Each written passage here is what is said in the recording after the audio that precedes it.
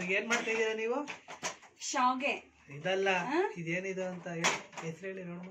ಇದು ಯೂಟ್ಯೂಬ್ಗೆ ಕಲ್ತ್ಕೊಂಡ್ಬಿಟ್ಟಿದ್ದೀನಿ. ಇನ್ನೊಂದು ಹೆಸರು ಹೇಳಿ. ಸಬ್ಸ್ಕ್ರೈಬ್ ಮಾಡಿ. ಸಬ್ಸ್ಕ್ರೈಬ್ ಮಾಡಿ. ಏನೇ ಸಬ್ಬು ಸ್ಕ್ರೈಬ್. ವ್ಲಾಗ್ ಇದೆ.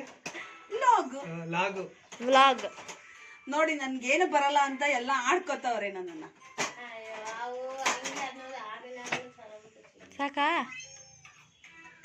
ನೀನು ಹೇಳು, ಆಮೇಲೆ ಹೇಳು.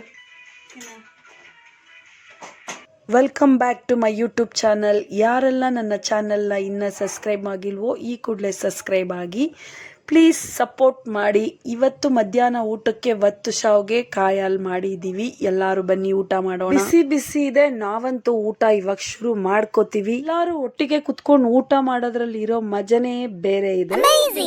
ಶಾವ್ಗೆ ಮಾಡೋದು ತುಂಬಾನೇ ಈಸಿ. ತಿನ್ಬೇಕು ಅಂದ ತಕ್ಷಣ 10 ನಿಮಿಷದಲ್ಲಿ ಪ್ರಿಪೇರ್ ಮಾಡ್ಕೊಬೋದು.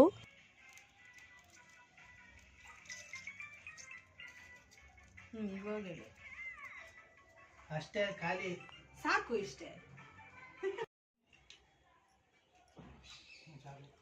ಇದು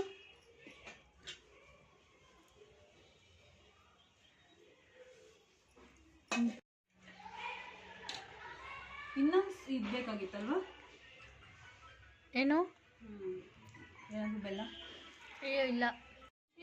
ಮಾಡಿರೋ ಖುಷಿ. ತಿಂದೇವದಾಗ ಏನ್ ಮಾಡ? ಹೆಂಗಿದ್ಯಾ ಅರ್ಚನಾ?